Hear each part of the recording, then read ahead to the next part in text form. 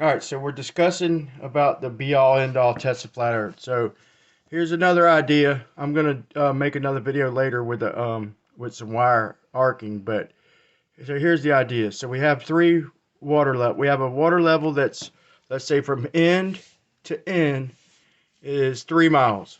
We'll just say 3 miles, and we'll look up the Earth curve. And just hypothetically speaking, we'll say the Earth curve is in this distance.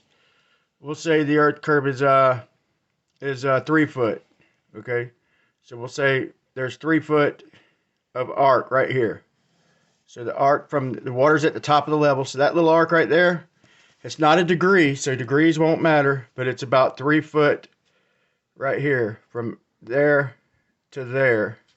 So there's your straight line right here. So if we look down it, if we could run a straight line, then we would see that the two water levels on the end are lower. Or you could look at it as a body of water. If you pulled a cord over a body of water and you could pull it exactly tight, and you pulled it on top of the water, then the middle and 3 miles would be a few foot down. Okay, so this is the idea. So we're going to take the water level. We're going to 3 miles long, one in the middle, one on each end. Okay. Now, if the water is curving like it says, then that would mean that if we pulled a line 4 foot from the middle, 4 foot down, okay, and on each end, we pulled a line, or let's say this, say 4 foot down, and then down here, we pulled the line, we just let a line hang straight down, 1 foot, and down here, we let a line hang down from the level at the top of the water, 1 foot there, 1 foot there, 4 foot in the middle.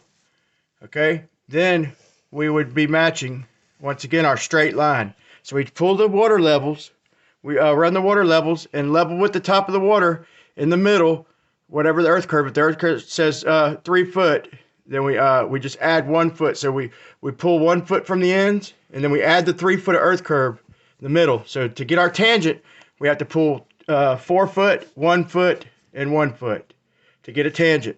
Now we turn these lines sideways.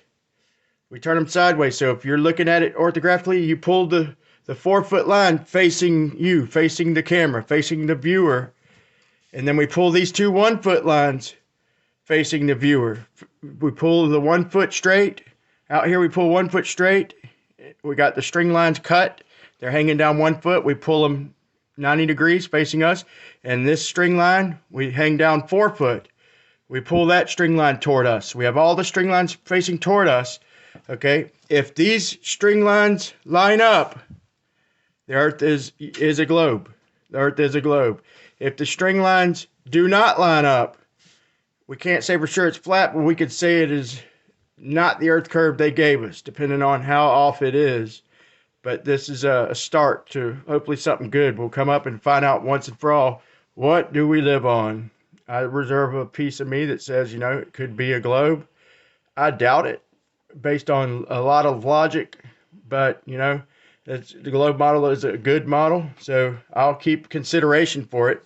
And we need to put our heads together and think of a way to maybe simplify this or get the math exact enough to shrink this test. But this is what happens when we put our heads together. We come up with ideas and talking about it, staying objective to proving one way or another, what do we live on, flat or globe? Thank you very much.